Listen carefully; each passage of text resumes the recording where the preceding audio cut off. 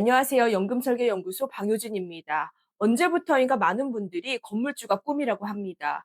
건물 가격이 오르는 것도 좋지만 진짜 부러운 것은 매달 월세가 따박따박 들어온다는 점일 겁니다. 배당주도 비슷합니다. 내가 일하지 않아도 정해진 날짜에 계좌로 돈이 들어옵니다.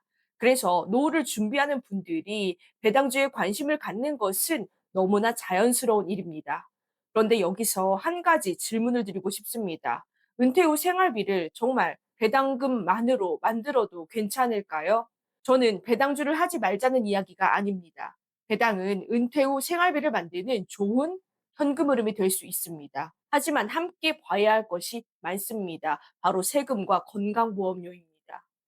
중요한 것은 배당금을 얼마나 받느냐가 아니라 실제 내 통장에 얼마가 들어오느냐입니다. 오늘은 은퇴 후 생활비를 만드는 관점에서 배당을 어떻게 활용하면 좋을지 함께 이야기해 보겠습니다.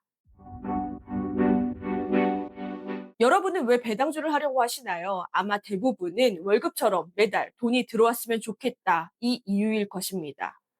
유튜브에도 배당으로 월 100만 원 만들기, 배당으로 회사 그만뒀습니다. 배당으로 월급 2번 받기, 이런 영상을 많이 보셨을 겁니다. 맞습니다. 배당을 받으며 생활하는 거 충분히 가능합니다. 저도 배당 투자는 좋은 방법이라고 생각합니다. 다만 제가 꼭 말씀드리고 싶은 것이 있습니다. 배당금만 보고 결정하기에는 함께 살펴봐야 할 것들이 있다는 건데요. 원천징수, 세금, 건강보험료, 그리고 다른 자산과 어떻게 연결되는지까지 함께 봐야 합니다.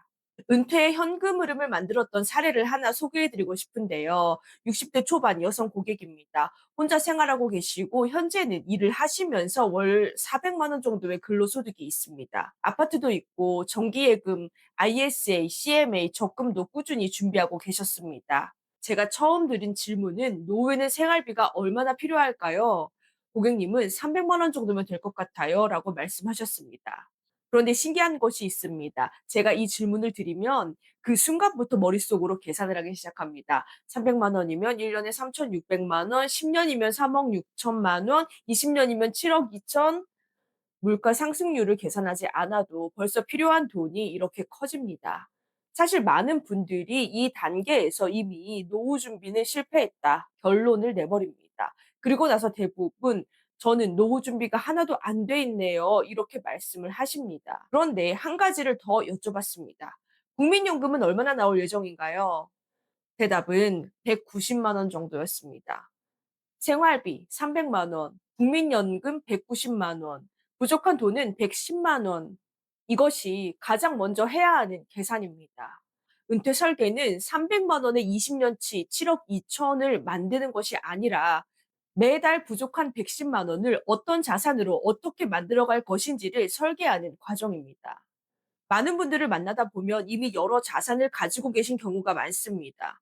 국민연금도 있습니다. 퇴직금도 있습니다. ISA도 있습니다. 앞으로 조금 더 일하실 계획도 있습니다. 그런데도 노후 준비가 하나도 안 되어 있는 것 같아요 라고 말씀하시는 분들이 정말 많습니다. 왜 그럴까요? 가지고 있는 자산들이 각각 따로 흩어져 있기 때문입니다. 그래서 정작 본인은 아무것도 준비되어 있지 않은 것처럼 느끼게 됩니다. 하지만 실제로는 돈이 없는 것이 아니라 자산이 연결되어 있지 않은 경우가 더 많습니다. 저는 그 흩어진 자산을 연결해서 노후에도 월급처럼 현금이 들어오는 구조를 만드는 것, 그것이 노후 설계라고 생각합니다. 이 고객은 앞으로도 일을 조금 더 하실 계획입니다. 그리고 적금도 만기가 됩니다. 그래서 지금부터 배당으로 생활비를 만들 필요는 없었습니다. 대신 은퇴 시기에 맞춰 필요한 만큼의 배당주를 천천히 준비해서 현금 흐름을 만들기로 했습니다.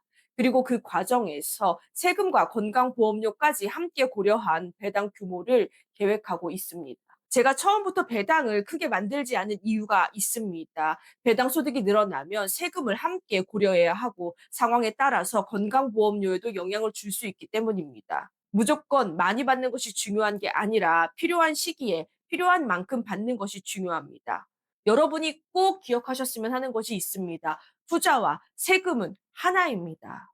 부동산에 투자해도 세금이 있고 주식에 투자해도 세금이 있습니다. 같은 수익을 올렸더라도 어디서 어떻게 준비하느냐에 따라 실제 내 손에 남는 돈은 달라질 수 있습니다. 투자에서는 수익률도 중요합니다. 하지만 은퇴 후에는 수익률보다 실제로 사용할 수 있는 현금이 더 중요합니다. 그래서 저는 수익률뿐만 아니라 세금과 건강보험료까지 함께 고민해야 한다고 생각합니다. 좋은 은퇴 설계는 실제로 사용할 수 있는 현금을 지키고 늘리는 과정이라고 생각합니다. 저는 배당을 생활비 전부를 책임지는 수단으로 보지는 않습니다. 배당은 부족한 생활비를 채워주는 도구라고 생각합니다. 예를 들어 생활비가 300만 원이고 국민연금으로 190만 원이 나온다면 부족한 110만 원을 배당과 다른 자산이 함께 감당하는 겁니다. 그러면 배당도 훨씬 부담이 적어집니다. 배당 얘기를 하다 보면 빠지지 않는 질문이 있습니다. 어떤 ETF를 사면 되나요? 배당을 중심으로 준비한다면 슈드나 제피, 제피큐 같은 ETF를 활용할 수 있습니다. 성장을 함께 고려한다면 타이거 S&P 500이나 코덱스, 나스닥 100 같은 국내 상장 해외 ETF를 활용할 수도 있습니다. 그런데 여기서 더 중요한 것이 있습니다. 같은 ETF라도 어떤 계좌에 담느냐에 따라 세금도 달라지고 나중에 꺼내 쓰는 방법도 달라질 수 있기 때문입니다. 대표적으로 일반 계좌, ISA, 연금저축 IRP가 있습니다.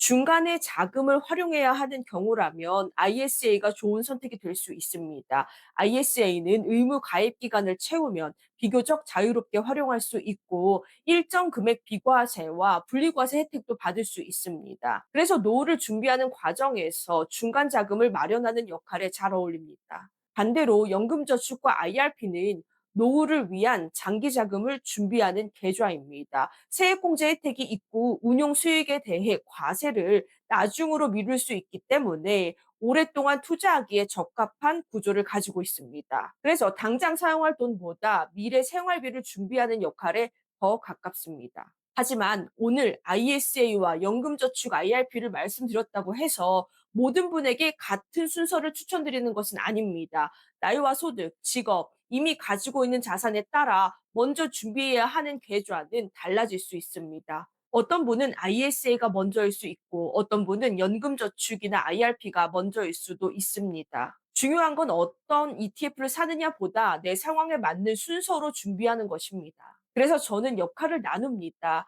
국민연금은 기본 생활비를 담당합니다. 배당은 부족한 생활비를 보완합니다. ISA는 중간 자금을 준비합니다. 연금저축은 노후에 장기 자금을 준비합니다. 그리고 건강이 허락한다면 근로소득은 가장 강력한 노후 자산입니다.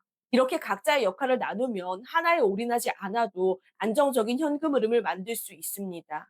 유튜브에는 배당으로 월 100만 원 만드는 방법, 배당으로 은퇴하는 방법을 알려주는 영상은 정말 많습니다. 그런데 세금은 어떻게 되는지, 건강보험료는 어떻게 고려해야 하는지, 국민연금과 함께 어떻게 연결해야 하는지, ISA와 연금저축은 어떤 역할을 하는지까지 함께 이야기하는 영상은 많지 않습니다. 저는 상품 하나를 추천하는 것보다 내 상황에 맞게 연결하는 것이 더 중요하다고 생각합니다.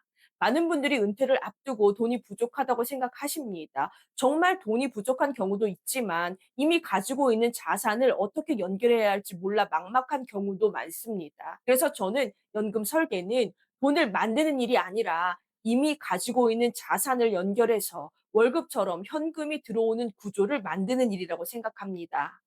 여러분, 금융 상품은 넘쳐납니다. 정답은 상품이 아니라 설계입니다. 넘쳐나는 금융 상품 중에서 나에게 적합한 것으로 잘 설계하는 것, 저는 그것이 가장 중요하다고 생각합니다. 혹시 여러분도 내 국민연금은 얼마나 준비되어 있는지, 내 배당은 어느 정도가 적당한지, ISA와 연금저축은 어떻게 활용하면 좋을지 고민하고 계시다면, 먼저 내 현금 흐름을 계산해 보시기 바랍니다.